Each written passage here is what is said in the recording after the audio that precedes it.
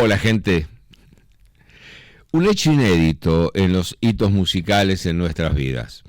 Quienes vienen siguiendo el programa desde sus orígenes, ya llevamos más de 80, habrán descubierto que es la primera vez que hacemos una segunda parte de una conversación con un protagonista que, como en este caso, con Darío Ramos, generó tanta repercusión en quienes escuchan el programa y lo siguen, que muchos nos dijeron, che, no puedo hacer preguntas, ¿por qué no amplía tal o cual momento?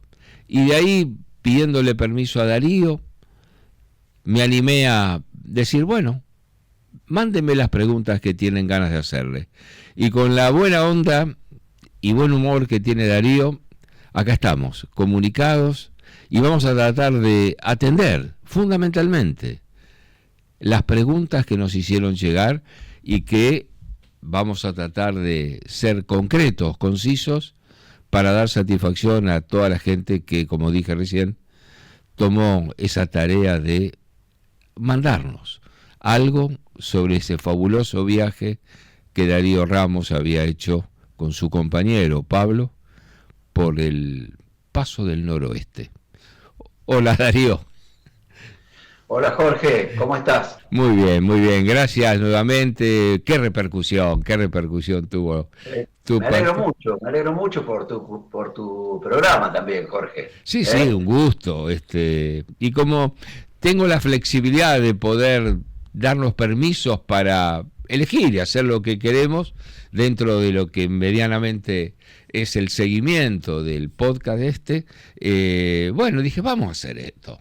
Vamos a pedirle a Darío que se amplíe y a ver si quedan satisfechos los que tenían tantas ganas de saber algo más. ¿Te parece? Otra medición que te da, Jorge, es que tus oyentes están muy atentos, ¿no? Porque es real. Que los tenés mientras están haciendo cosas o eso, parece que están atentos escuchando. Vos sabés que yo todavía no te envié los comentarios que muchos me hicieron llegar cuando escucharon nuestra conversación, porque me vino enseguida el pedido de las preguntas y lo fui postergando, y yo creo que semana próxima te voy a hacer llegar todos los mensajes que han ido llegando, porque siempre una de las cosas que yo he hecho con el programa es recepciono comentarios después de haber publicado una conversación y se lo reenvío a quien fue el protagonista de la charla, y que eso permite establecer también un feedback, ¿no? Y saber uno cómo fue lo que contó y que se dio esa posibilidad de contarnos algo sobre su vida. ¿Vamos con las preguntas? Perfecto, Jorge, acá estamos. Vamos con una. Pregunta, ¿por qué un velero de aluminio para hacer un viaje en una navegación polar? Y básicamente por la resistencia. La pared de aluminio es una pared gruesa y además es liviano por el empuje del viento. O sea, es liviano y resistente. La fibra o madera serían muy frágiles para los choques con los hielos. Ajá. De hecho, tuvimos muchos roces y quizás la fibra la rompería, sí, seguro, y la madera la lastimaría. En el aluminio no. Otra pregunta que había es, ¿por qué tenían bandera francesa? Que se vio en el video que vos nos compartiste cuando estaban anclados en ese témpano, ese iceberg, y vino la pregunta, ¿por qué bandera francesa? Porque los veleros tienen que estar identificados de cuál es su nacionalidad. O sea, es un velero francés, que Pablo lo compró en Francia. Ajá. Entonces tiene que estar identificada la nacionalidad del velero. Siempre tiene que estar enarbolada la bandera del velero, ¿no? De su origen. Mirá vos. Ahora, vamos al origen un poco del tema, donde ¿qué experiencia tenían ustedes respecto a navegar entre los hielos? Yo ninguna. Yo no tenía ninguna. Y Pablo, la verdad que no sé si cuando navegó en el Báltico, no tengo registro de que haya navegado con hielo, pero si la había era muy poca y no de esta envergadura. Porque siempre tenemos que estar atentos a esto, que el paso noroeste se buscó por cientos de años, tratar de pasar por ese lugar. Ajá. y siempre estuvo negada la posibilidad. O sea que, así todo, yo creo que lo dije, pero lo repito un poco. Si hubiéramos cruzado en ese momento, hubiéramos sido el velero 42 en la historia de la humanidad que hubiéramos cruzado. O Ah, sea que pocos. nosotros teníamos poco, pero también otros menos. Hay gente con mucha experiencia, como uno de los compañeros de viaje, que es el ATCA, que si alguno quiere ampliar lo puede buscar, es alucinante la tarea que hace esa gente, creo que también lo hablamos, que está en el Polo Norte todo el tiempo. Esa gente está muy, muy, muy capacitada y muy desarrollada. Pero nosotros era poco, creo, en el caso de Pablo, rozando a nada y en el mío nada. Ahora, qué arriesgados. Eh, sí, sí, sabíamos. Esto estaba en las cartas del momento de salida, que era una navegación riesgosa y, bueno, pero bueno, no me quiero adelantar porque las Bien, preguntas vos me bien, habías pasado más bien. Ahora, ustedes, en el tiempo que estaban navegando, ¿estaban en comunicación continua con alguna base? ¿O eran especiales los aparatos de comunicación que llevaban ustedes? ¿Cómo era eso? Sí. Nosotros teníamos un speaker todo el tiempo, ¿sí? Había dos comunicaciones. Una con la Guardia Costera Canadiense, que nos pedía constantemente que interrumpiéramos, que abandonáramos el proyecto, ¿no? Ah, Sí, la Guardia Costera Canadiense nos decía que abandonáramos el proyecto. Y un speaker que es canadiense, que nos iba ayudando permanentemente de la costa. Con lecturas más inmediatas de clima, de movimiento de hielo, y estábamos en contacto permanente y los informes con él. Era muy agradable hablar con él. que era una comunicación tipo satelital, por ejemplo, que tenían este Claro, hombre. claro. Nosotros salimos con un teléfono satelital que conectaba con el ARSAT, pero yo ya había leído en un libro de navegación que ARSAT no cubría en el Polo Norte. Sonia, que era una de las tripulantes, consiguió un teléfono para navegación satelital a través del ARSAT, pero nunca nos pudimos comunicar. Hacíamos broma con eso porque parecíamos, hola Susana, estamos todo el día intentando, y no pudimos comunicarnos, pero sabíamos que no servía.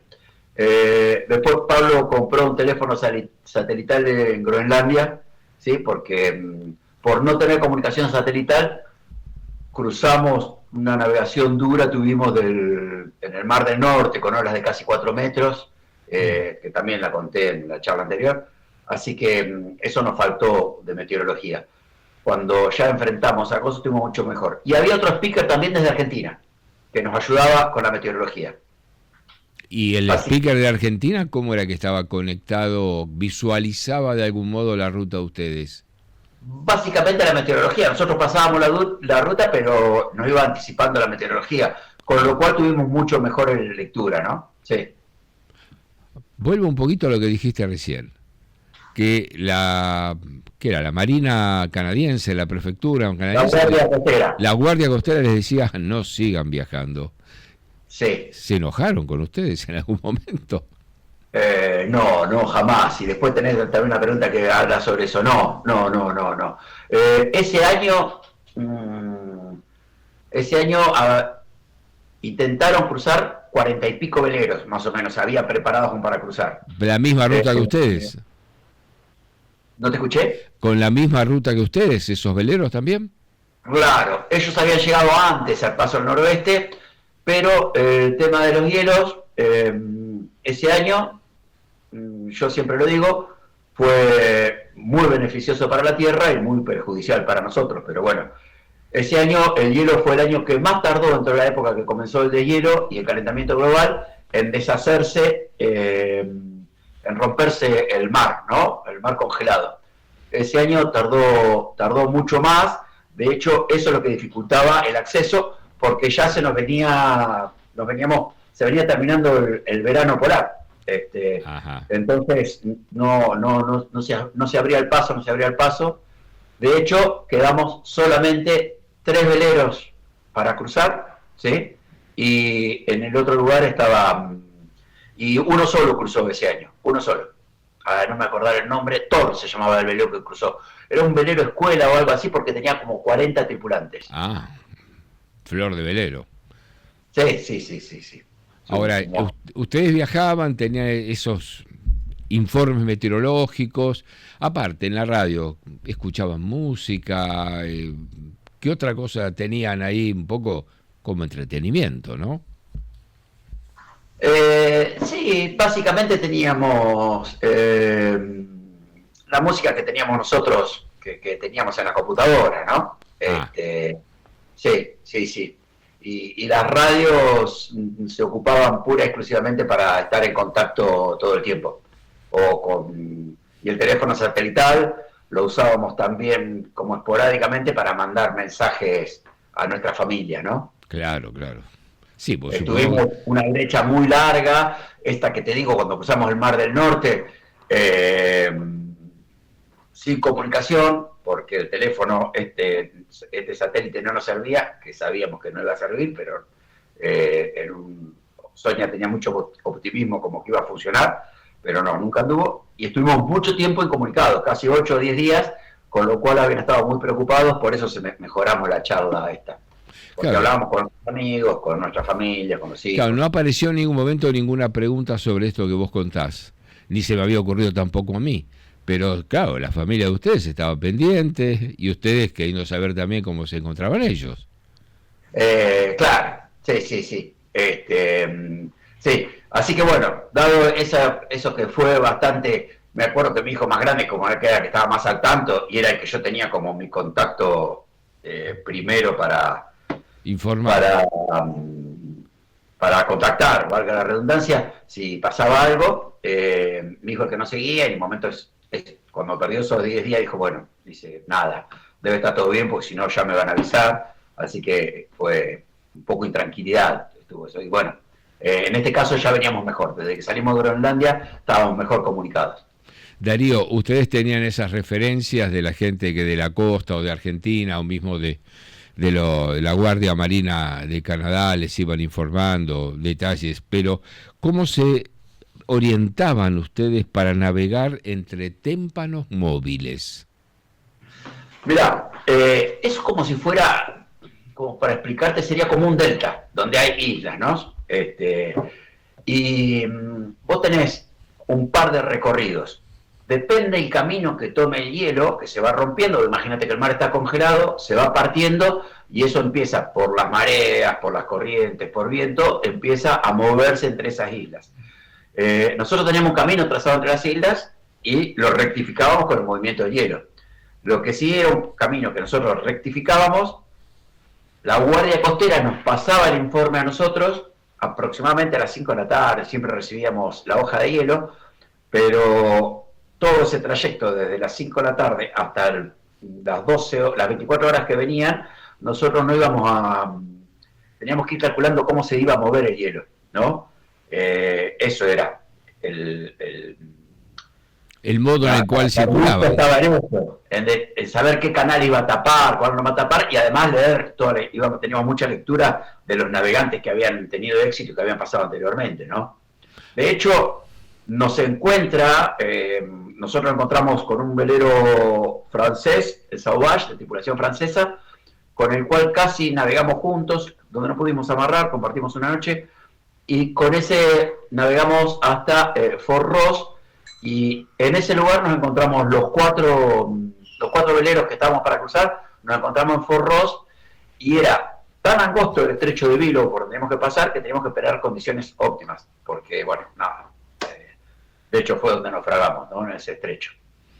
Estaba pensando recién, la Guardia Costera, ¿qué trabajo le dieron los 40 y pico de veleros? Porque si ellos tienen que estar pendientes de darles informes a ustedes todo el tiempo para que puedan evitar accidentes y puedan tener una navegación satisfactoria, es una tarea que ellos tienen en una época del año constante. ¿Cómo es el flujo de veleros que tratan de hacer ese paseo de algún modo por el canal del noroeste? Sí, sí, paseo no llega a ser nunca, pero porque la verdad que es bastante trabajoso. Pero sí, esta gente no solo tiene una gran disposición, si no tiene un profesionalismo que, si me permite, te cuento una anécdota para que veas el Sí, grado de cómo no. profesionalidad que tienen.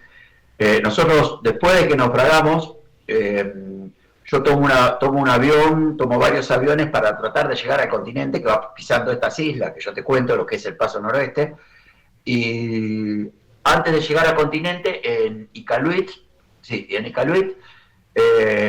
yo estaba, te imaginas que tenía un pelo mucho más largo, la barba mucho más larga, no tenía nada, tenía una campera, las botas, como había naufragado, no tenía nada, una mochilita de 1,5 kilos, 2 kilos, donde tenía una campera que la tenía puesta.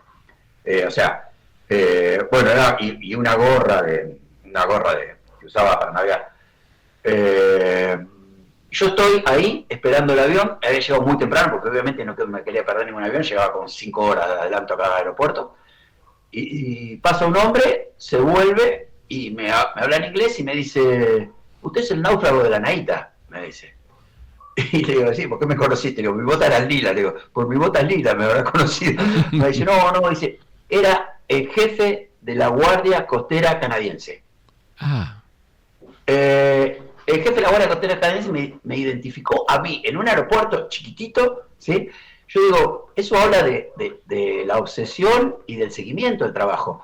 Es como si nosotros dijéramos: el jefe de prefectura identifica un náufrago en Puerto Madryn, no sé. claro. Creo que solamente una persona que tenga muy dedicada y muy profesional puede llegar a tener ese ojo tan avisado. Y él me llevó y me presentó, me llevó a la central de la Guardia Costera Canadiense, en Iqaluit, sí, en Iqaluit. Sí, en Iqaluit. Y me mostró toda la gente que había participado en el rescate. Quién había recibido nuestras llamadas, quién estaba en contacto con Qué atento. Qué el bárbaro. rompehielo. Eso te habla de una calidad, una calidez y una profesionalidad que sorprende. Sí, Ahora, sorprende. Darío, yo veo la relación, por ejemplo, que he leído, que quienes quieren subir al Himalaya tienen que pagar un bono determinado. ¿Por qué? Tiene que ver con los cuidados que conlleva la gente que está atenta a esto. Los que navegan por el paso del noroeste, ¿tenían que pagar algo para transitar esa ruta? No, no. Yo creo que hay dos factores. Por un lugar, hay un desarrollo turístico que vos vas llevando un poquito de aire y de oxígeno a las aldeas por las que vas pasando, ¿no? Mm, Así que por un lugar es eso. Por el otro lado, no está tan transitado como el Himalaya. Yo creo claro. que el Himalaya ya tiene un peaje porque es tanta la cantidad de gente que va que es la Claro, única claro. forma de poner un poco de coto, ¿no? Sí. Pero claro, pero digo, bueno, o sea, esto habla mejor todavía de la Guardia Costera Canadiense en el sentido de los serviciales hacia cada uno de los navegantes que está por ahí. Y te voy a decir otra más. Al momento que nos rescatan, para que veas, o sea, que habla muchísimo, muy bien de la Guardia Costera Canadiense.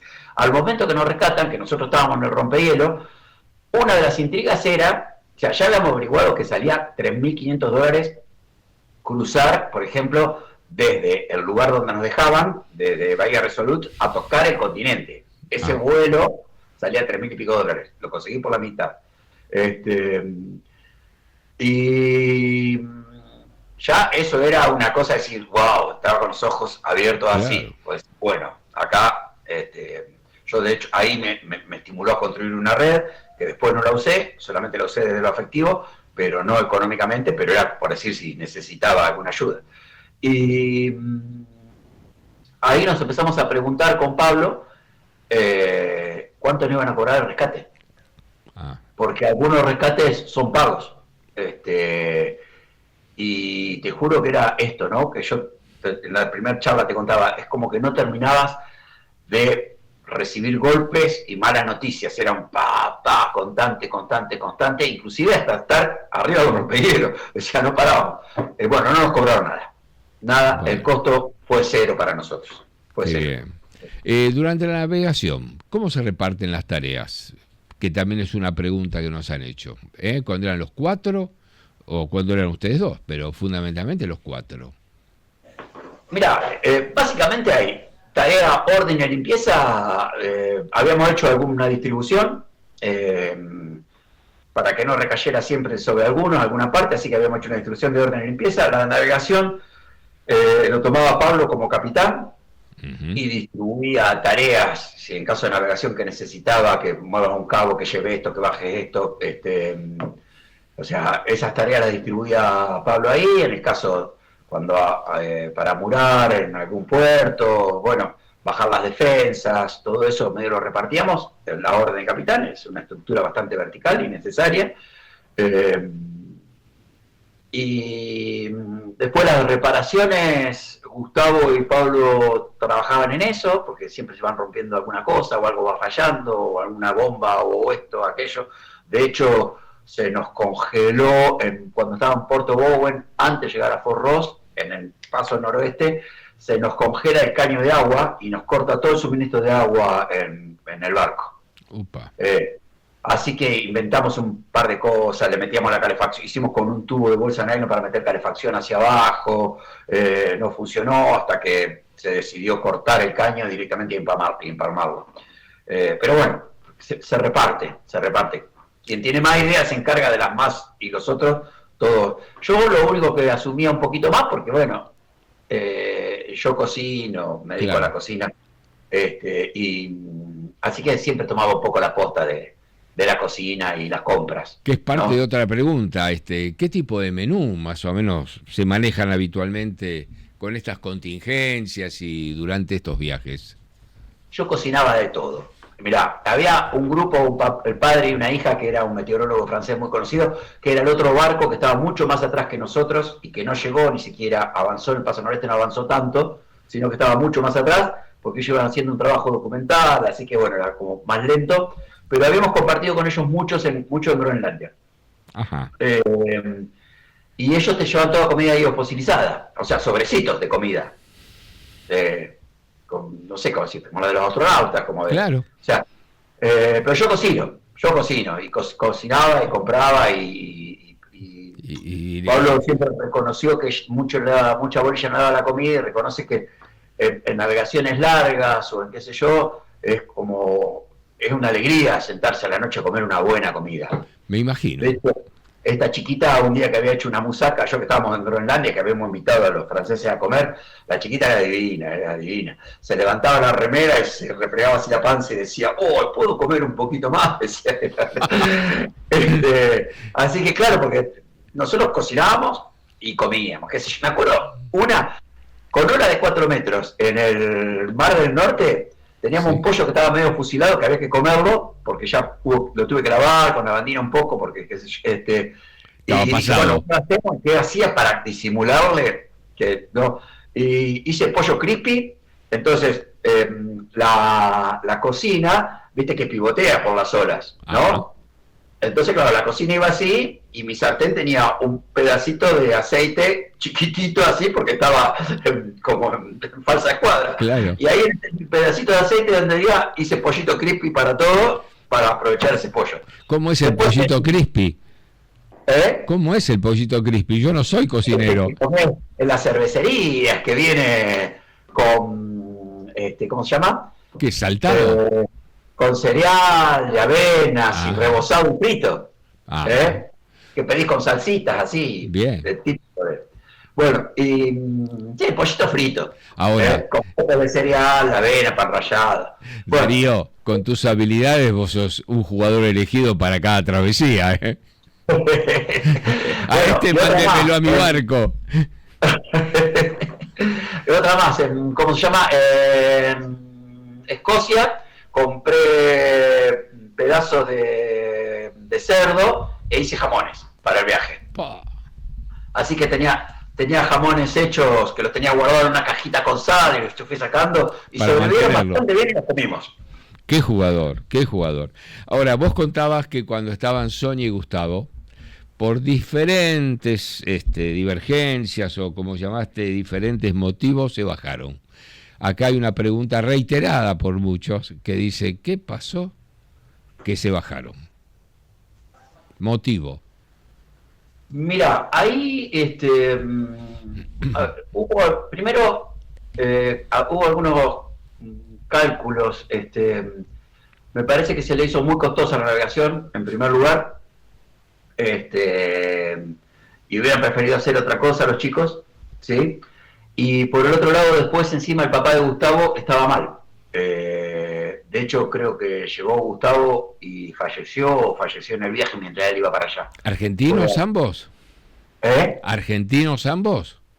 Sí. Gustavo está viviendo en Villa Langostura y Sonia de Buenos Aires, un navegante que está con Adán, que nos contactó todo el tiempo con Adán, y de hecho Adán es de la Asociación Deportiva Argentina de Navegantes.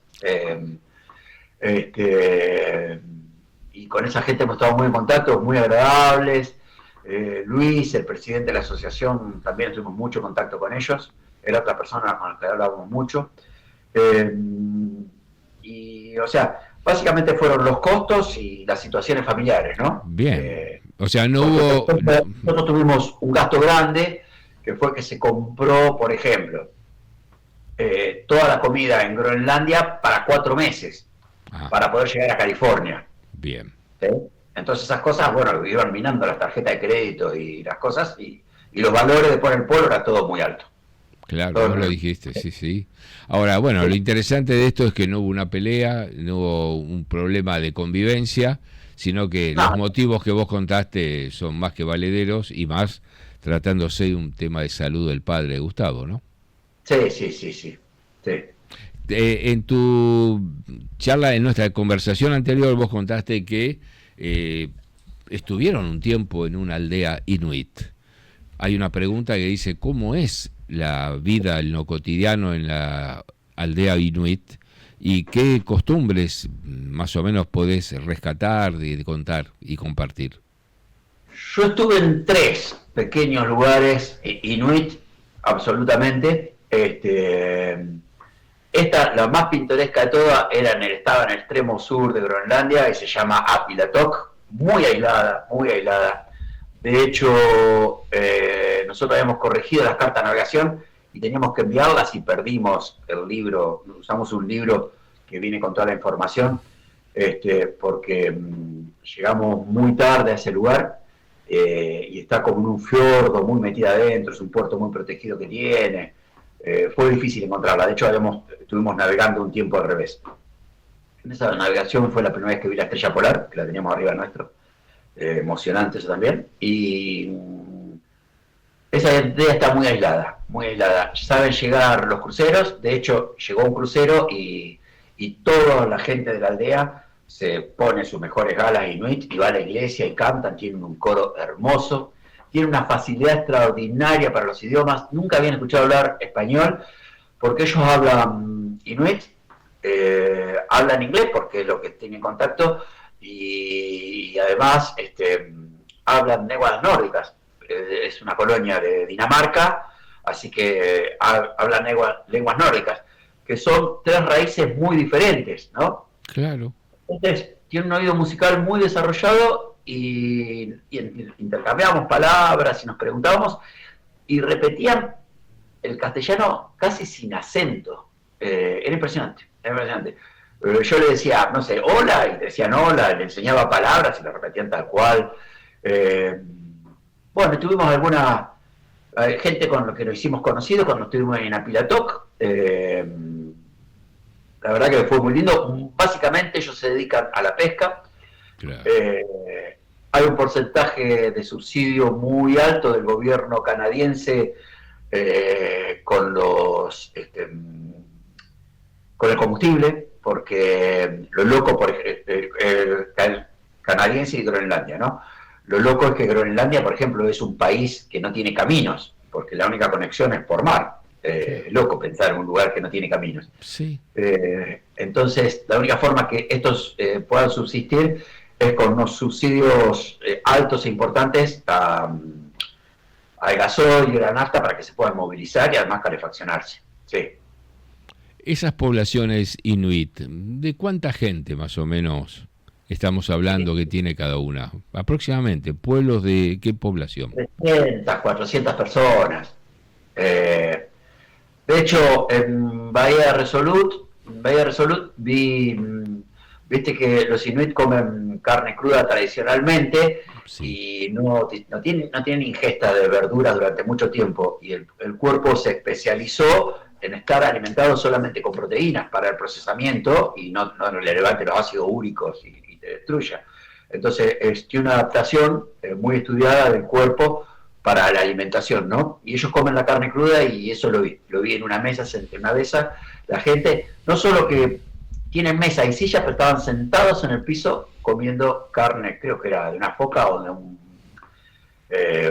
un buey almizclero, me parece que era, porque vi la cabeza afuera.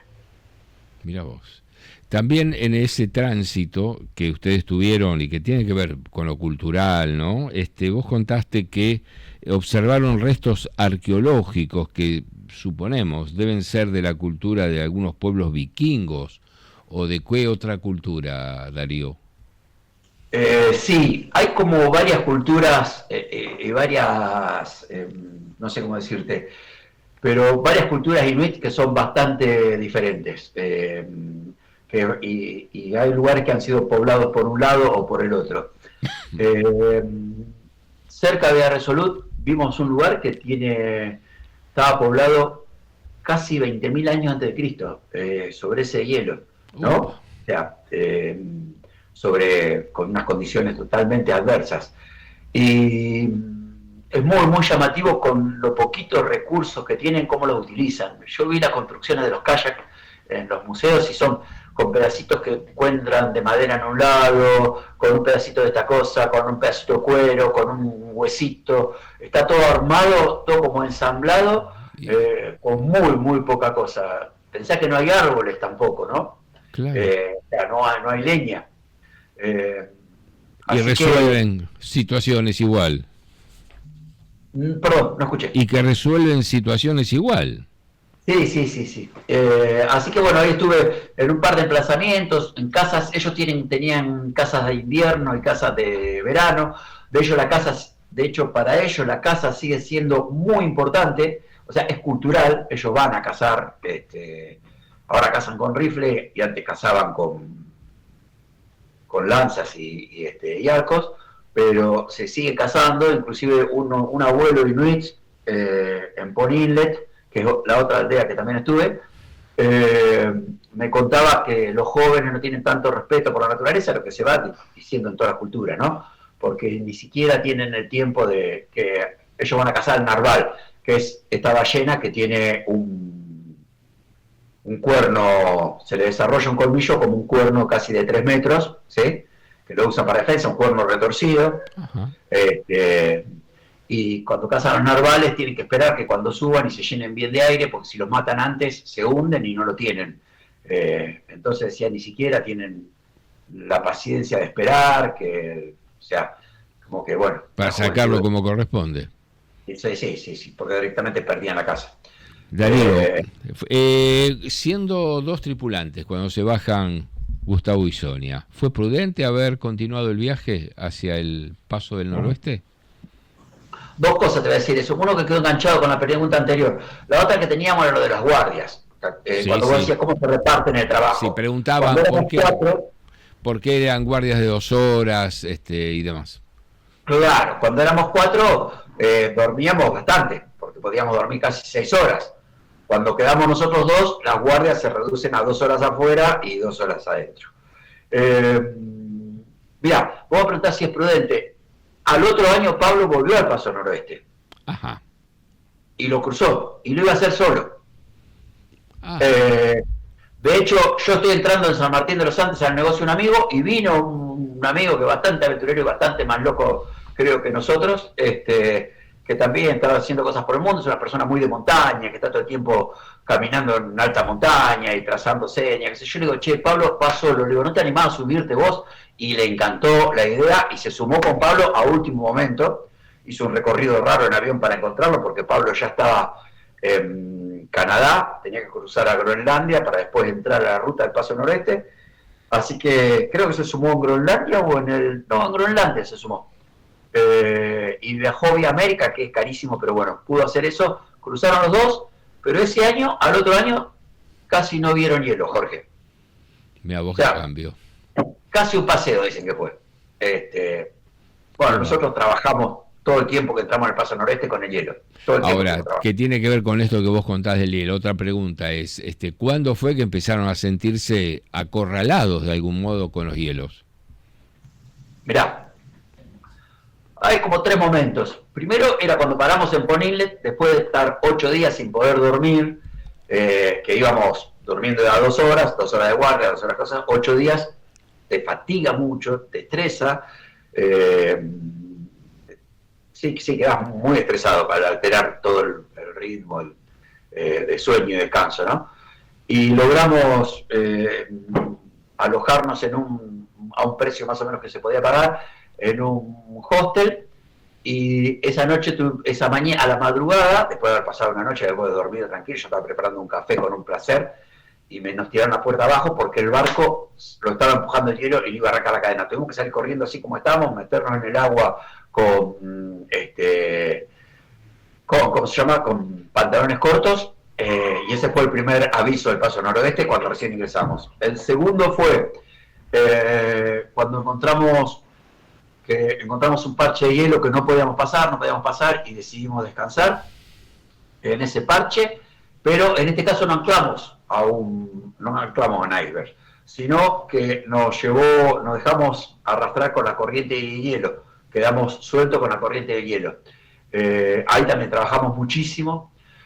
Después, estando en Fort Ross, tuvimos que escapar prácticamente porque empezó a entrar hielo y no iba a dejar el barco encerrado en la bahía. Y cuando salimos de Fort Ross también fue muy difícil cruzar un parche de hielo que llevó un montón de tiempo.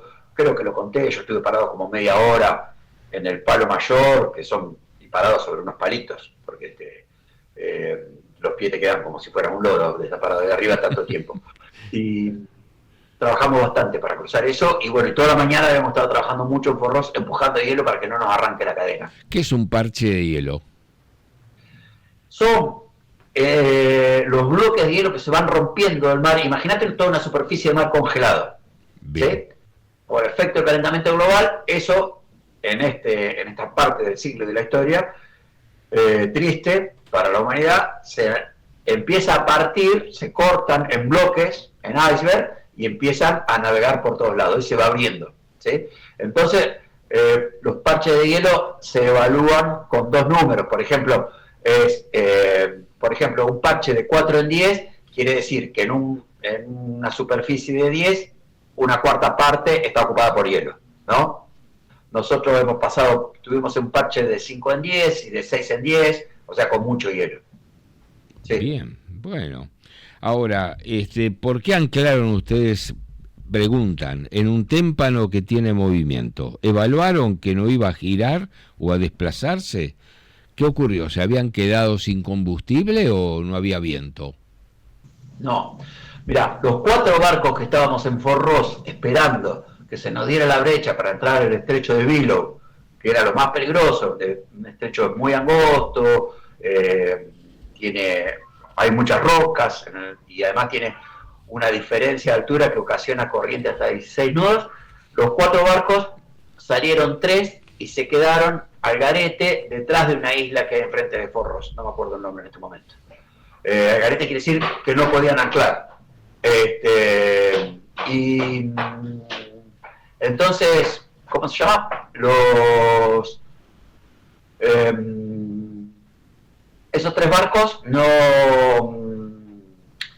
pudieron anclar y se iban a quedar toda la noche así. Como nosotros éramos 2, teníamos muy pocas posibilidades de estar toda la noche, ¿no? Sí. Y iba a ser muy trabajoso, y además teníamos poca agua. Ese iceberg tenía una laguna en el centro. Que ¿sí? Se vio en el video. Claro, íbamos a tomar agua de ahí. Entonces pensamos, bueno, tomamos agua de acá, nos enganchamos acá y podemos ir descansando un poco más. Y terminando de contestar la pregunta, yo no tenía la capacidad de entender que el estrecho por la baja de marea no iba a chupar y no iba a succionar con todo el hielo. De hecho, vos ves el video que subiste en el programa anterior, el lugar es un paraíso, Jorge, vos lo viste, está el agua tranquila, sí. Es un paraíso, es un placer estar ahí. Eso en 2 horas, 3 horas se transformó en un infierno, pero un infierno de hielo. Yo no sé si lo dije en el otro, pero lo digo siempre, el infierno para mí no es de fuego, el infierno es de hielo. Claro. Ahora, Darío, los golpea, el témpano los aprisiona y rompe el velero. ¿Era de día, de noche? ¿Y ustedes qué hicieron como primera acción? Bueno, la primera acción es pedir el socorro, se tiran las bengalas, hay todo un protocolo, agarrar las cosas que vos necesitas urgente, la documentación, te pones todo, la riñonera que lo tenés todo preparado, vas siguiendo el protocolo más o menos, se trata de desagotar el poco de agua, el agua que había, y, y tratamos de pedir ayuda. Claro, estábamos muy cerca de los otros 3 veleros, nosotros pensamos que esa ayuda la íbamos a tener inmediata, y no, nosotros anclados al iceberg habíamos sido chupados, por decirlo de alguna forma, por el estrecho, y todo el hielo se había interpuesto entre todos los que nos podían ayudar, ¿no? Así que bueno, cuando vimos que no podíamos desagotar el agua, empezamos a bajar las cosas que podíamos rescatar del barco y que íbamos a necesitar al parche de hielo, al iceberg ese donde estábamos anclados. Entonces bajamos botes salvavidas, algunas cosas, agua, yo bajé mucha agua, porque no sabía si el agua era buena. Y ¿Era de bueno, día o de noche? eso era otra parte de la pregunta que me habías hecho. En ese momento se habían empezado a esperar horas, noches de casi 4 horas. Era aproximadamente la 1 de la mañana cuando nosotros naufragamos y había anochecido hacía poquitito, así que en ese momento sí estaba de noche, pero fue la primera oscuridad que veíamos, ¿no? Una nochecita así de 4 horas, porque en el verano polar, ya lo habíamos dicho en el anterior, el sol no se esconde nunca. Tenés como tardecitas y nochecitas así. Darío, ¿tiraron bengalas, pidieron ayuda y qué respuesta tuvieron? Mirá, enseguida toda la gente muy alarmada de los veleros que estaban cerca, nos dicen que no se pueden acercar. La segunda respuesta, que era la más clara, y era la posibilidad más clara que teníamos, había un buque cargo en la zona, que es un buque que lleva mercaderías, ¿sí? Que carga, ellos llevan unos tipos remolcadores, son como esos barquitos que vemos en el Río de la Plata, ¿sí? Para arrastrar los buques, que los usan para empujar el hielo, ¿sí? Entonces, ellos inmediatamente tiraron desde el buque cargo, bajaron 3 remolcadores de esos para ir a socorrernos. Y esas, bueno, eran de las cosas que nos iba pasando, ¿no? Primero crees que va a llegar con el barco a la orilla, después te das cuenta que no vas a llegar con el barco a la orilla, después crees que te van a rescatar tus compañeros que estaban ahí cerca, te das cuenta que no te van a rescatar, después decís, bueno, tenemos 3 botes a motor con potencias que van a llegar y nos van a rescatar, y esos barcos estuvieron muy cerca nuestro y tuvieron que huir porque fue el momento ese cuando ingresó toda una marea de hielo terrible a una velocidad que nos arrastró, y si no ellos se hubieran ido con nosotros, así que estuvieron muy cerca pero tampoco llegaron. Y la cuarta comunicación que quedamos, ya ahí empezamos a perder la señal de VHF y ya quedamos dependiendo del teléfono satelital. Ustedes ya están en el témpano, en el hielo, y saben, porque los habían visualizado, que había osos polares cerca, sin armas. ¿Cómo empezaron a organizarse para protegerse a la espera de que los rescaten? Bueno, en principio no dormimos en toda la noche, porque era preocupante que no tuviéramos armas, y nosotros, bueno, no la compramos de hiperpacifista, qué sé yo, no sé, no la compramos, tuvimos la mano y no la compramos. Te piden por favor que lleves armas y todo. Así que la noche esa estuvimos toda la noche sin dormir, caminando toda la noche en el témpano, y cuando lo divisamos, lo que empezamos a armar fue como una barricada con todas las bengalas, ¿sí? Yo había armado un lazo con un cabo en el piso para tratar de pialarle, como hacen en el campo a los potros, alguna mano o una pata si pisaba por ahí. Teníamos unos remos de plástico. De hecho, estuve muy tentado de ir a buscar. Había un bichero, ¿viste el bichero que Sí. es un palo que en la punta tiene un gancho que se Sí. usa en navegación. Había un bichero, el bichero nuestro había quedado en un témpano que estaba muy cerca, yo quería ir, pero evaluábamos las posibilidades y qué sé yo, mojarte es congelarte un miembro y posibilidad de perderlo, el sufrimiento. Entonces la habíamos descartado, lo estábamos viendo, lo teníamos cerca, pero no, decidimos que no, nos movíamos muy seguros. Y la otra posibilidad, que era lo que yo había leído en un folleto, creo que lo dije en otra charla, era en un folleto del Parque Nacional, de toda esa zona, era protocolo muy parecido a cuando te encontrás con un puma en el Parque Nacional, en los parques nacionales del sur. Sí. Hacerte grande, levantar la mano, gritar, enfrentarlo. Yo tenía un remo eso de plástico en cada mano y lo movía como si fuera un coso y bueno, y como haciéndole, como echándolo a la cucha, como si fuera un perro grandote, enfrentándolo, Bueno, ¿no? sirvió. Básicamente. Sirvió. Bueno, yo cuento eso, que cuando grité el oso se pegó la vuelta, así que después seguimos mudos, sí, pero el tema es que el oso polar te caza, ¿sí? Entonces, eso era como el comienzo de un acecho, y tuvimos dos acechos. No sé si era el mismo oso o era otro. O sea, empiezan a buscar la vuelta hasta acercarse sin que vos los veas, hasta que pueden tener seguridad de arremeter. De atacarte. Claro, logramos espantarlo 2 veces. Y bueno, y ahí decide el rompehielo extraernos con helicóptero porque no llegan, no iban a llegar porque ya teníamos ese acecho, no teníamos muchas más posibilidades, o sea, teníamos el tiempito contado. Darío, vos contaste cuando hablamos en la parte anterior del programa que 5 o 6 veces sentiste que morías. Esa noche con el acecho de los osos y demás. Y hay una pregunta que dicen, ¿cuál fue el sentimiento más ultrajante que sentiste en el estómago y por qué? Y si volvés a sentirlo cada tanto hoy, o si tenés pesadillas o pensamientos recurrentes a aquellos momentos de angustia. Sí, mirá, no tengo pensamiento recurrente, me pasó algo muy extraño cuando yo ya estaba en viaje hacia Argentina y me pasó en Montreal, me alojaron unos amigos en Montreal, que era una parejita que estaban juntos recién y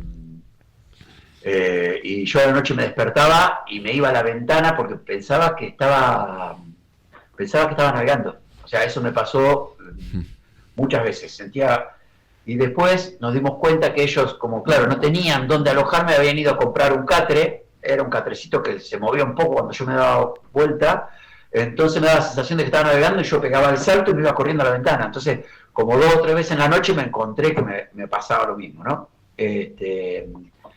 Después no lo tuve, sí tengo algo que vengo arrastrando y que me pasó, sí, en ese momento. La primera vez que tengo registro fue cuando me tiré a socorrer a un tío y un nene que se lo llevó en el río Chimehuín. Logré rescatar al tío, lo saqué y bueno, le hice los primeros auxilios y cuando doy vuelta pensando que iba a encontrar a alguien que tenía el nene, que quizás estaba mal y iba a poder hacer algo, un RCP o algo,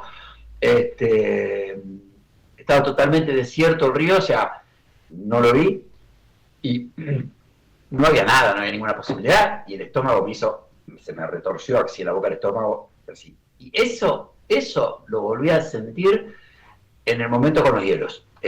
Cuando entró, 2 veces pasamos esa situación, que no fue tanto con el oso, que todo el mundo siempre es como la anécdota más pintoresca, la del oso, ¿no? Pero bueno, no fue tanto eso, sino con los hielos porque no teníamos ninguna posibilidad. Viste que yo decía que entraba la corriente de hielo por las diferencias de mareas, ¿sí? Y por las corrientes, como que el estrecho chupa hielo. 2 veces nos pasó eso.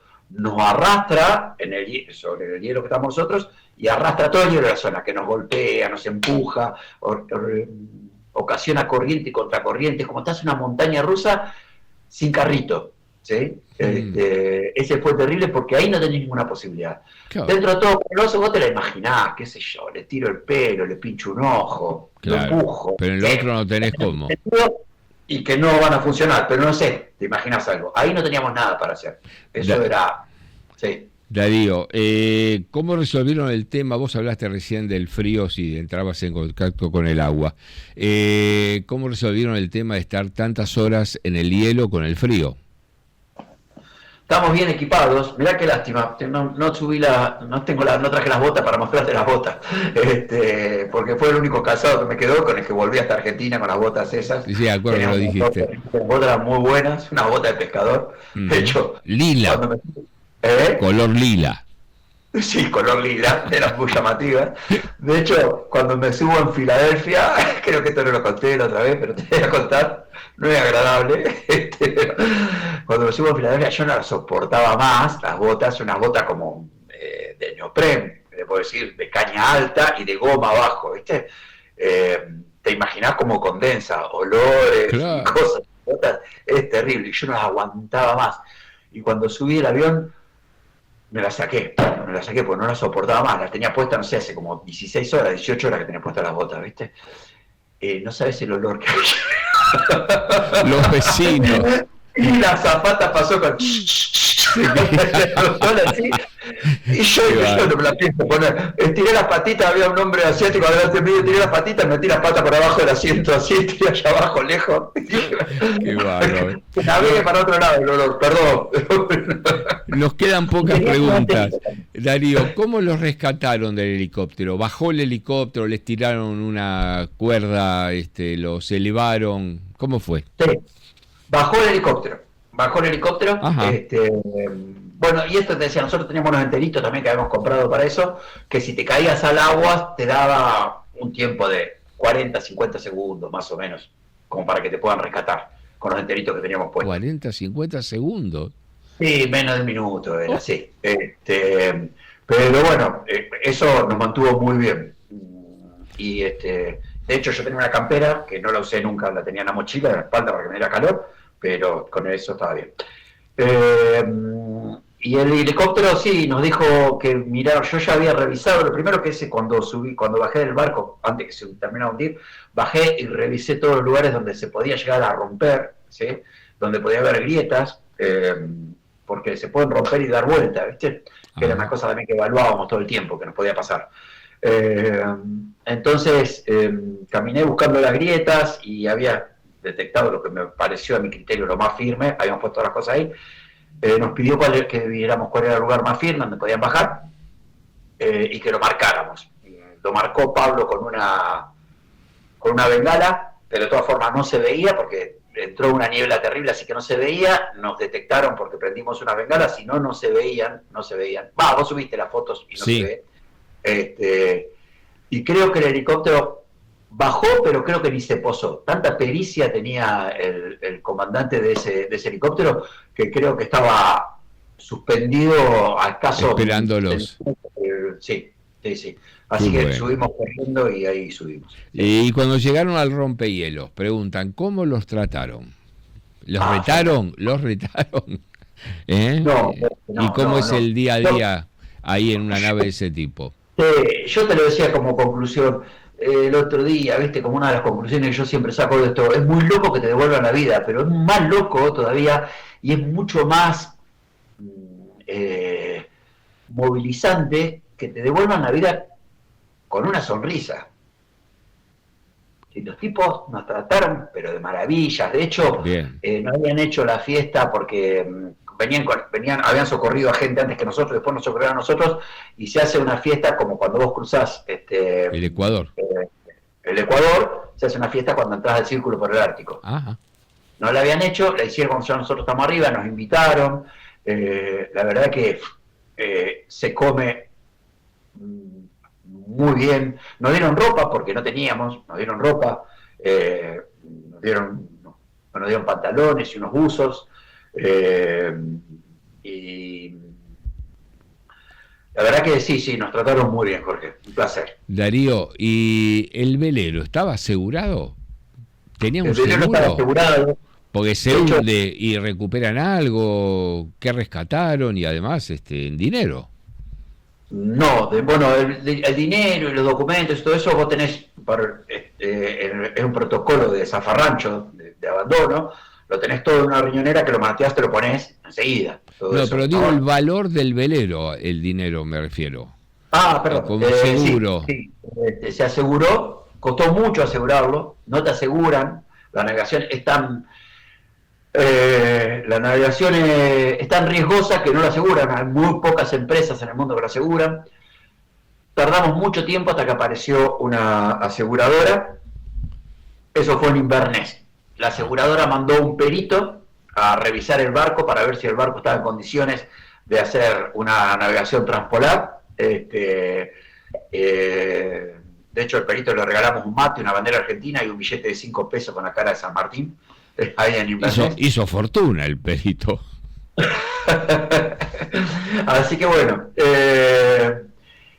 sí, nos aseguró esa empresa. Y esa empresa le reconoció el total del velero a Pablo, y también para la empresa de seguro fue como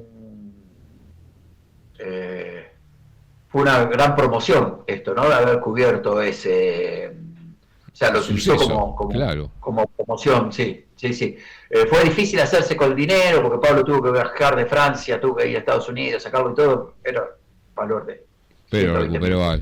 Y después que ustedes llegan, los rescata el rompehielos, vos tomás tu camino hacia Argentina, Pablo se fue para otro lado, para Groenlandia, habías dicho y demás. ¿Cómo siguió la relación entre ustedes a partir de eso? Mirá, hace menos de 15 días estuvimos con Pablo acá en las termas de Tapalqué, porque vino hasta Buenos Aires y me dice, che, te haces unos kilómetros vos, me hago unos kilómetros yo y nos vemos, así que buscamos algún lugarcito que yo, che, hay unas termas en Tapalqué, vamos a ver, así que nos encontramos ahí, con otro primo también, que es un gran amigo. También Pablo, tenemos casi una relación medio familiar, porque él ha apadrinado a mi hija y, o sea, hemos estado muy ligados por eso y hemos sido amigos y somos amigos. De hecho, el verano yo fui a San Martín de los Andes y paré los 15 días, 20 días que estuve ahí, estuve en su casa, y él viene acá, sí, somos amigos. Qué bueno. Y Pudimos hablar esto. Y esta vez eligieron... Y esta vez eligieron un lugar en las termas de Tapalqué calentito. Muy calentito. En oposición a aquella otra experiencia. Preguntas que hay, quedan 2, 3. ¿Qué cosa de tu rutina diaria se alteró o modificó tras tu regreso a tu casa? Mira, en principio yo estuve, creo que lo dije en la charla un poco el otro día, medio conforme a conclusión, ¿no? Sí, recuerdo, el stand-by del año. Tuve un poquito en impasse, básicamente estuve un año casi en impasse, y me costó mucho retomar y dar valores a las cosas diarias que nos ponen en funcionamiento, ¿no? Porque como cuando vos estás en estas situaciones tan límites, la rutina y lo que te sostiene es como que empieza a perder sentido, ¿no? Y también tenía otra cosa, tenía una amiga un poco chamánica, una artista plástica, Ana City de Neuquén, y Patricia Ballero, que quien se conoce como la viuda de Puig, que se ha dedicado a rescatar toda la obra de Puig y el lugar en Villegas, que eran unas amigas mías, y uno de los puntos que me dijeron era, a partir de esto,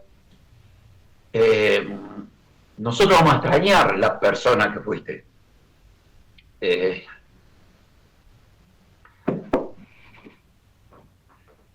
Tranquilo. Ahí voy. Y me dicen, y vos tenés que pelear por no volver a ser el que eras, porque... Perdón. No, bueno, tranquilo. Eso no pasó. Eso no pasa porque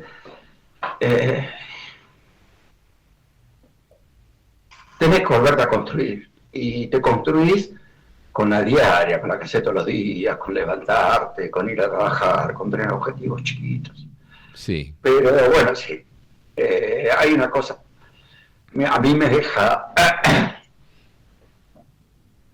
la gran... Perdón. Además, el querer volver a ser lo que uno fue, ya fue en su momento y uno sigue siendo, ¿no? En el día a día, Pablo, en esto, digo, Darío. Sí, Jorgito, lo que te digo que la gran conclusión de esto para mí es que no tenemos muchas cosas. Sí, no tenemos muchas cosas.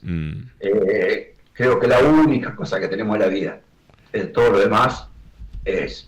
Sí, y hablando en esto de la vida, uno de los colegas también manda y dice, si bien el deporte y la vida en la naturaleza son para disfrutar de la vida, ¿cómo se siente uno cuando eso se transforma en un enfrentamiento con el peligro de la muerte?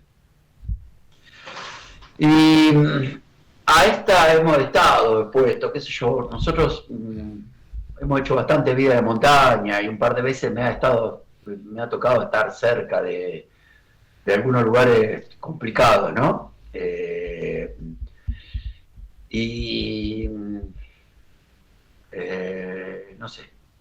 No sé cómo se contrapone esto, es decir, si lo único que tenemos es la vida, ¿por qué ponerla en juego ante estas cosas? Arriesgarse a perderla. Claro, porque creo que eso le da la dimensión misma a la vida, ¿viste? Claro. Creo que el hecho de tener estas situaciones te da la dimensión de la importancia de la vida. Permitirse esto y no quedarnos tan aferrados a la comodidad, a los materiales, a la cotidianidad, ¿no? Claro, sí, señor. Y bueno, última pregunta. ¿Qué aprendiste en ese viaje y qué huella imborrable dejó en vos?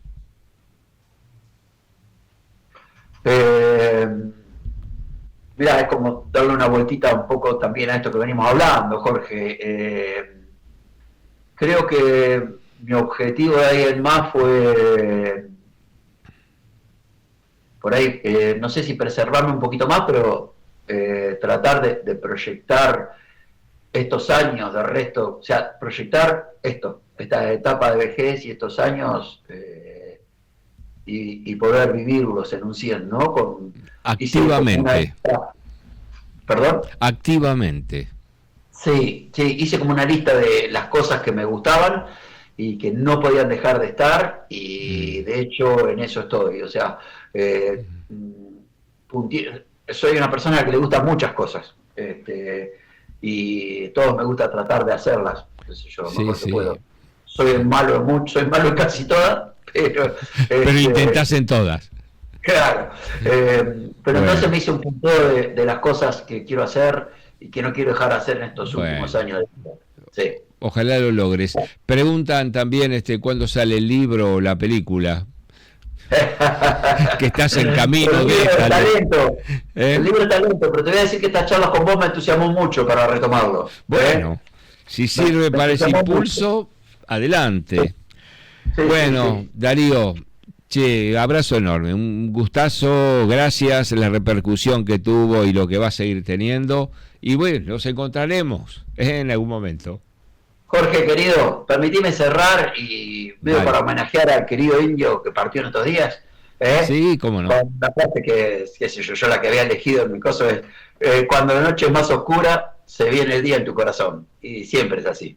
Bueno, así que así sea. Gracias, Darío. Hasta pronto. Bueno, hemos estado ahí con Darío Ramos y quiero agradecer a quienes enviaron preguntas.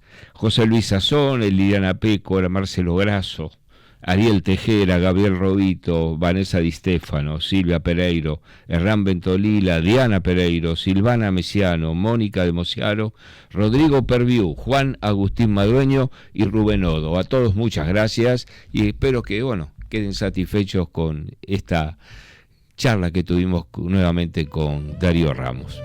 Gracias a todos.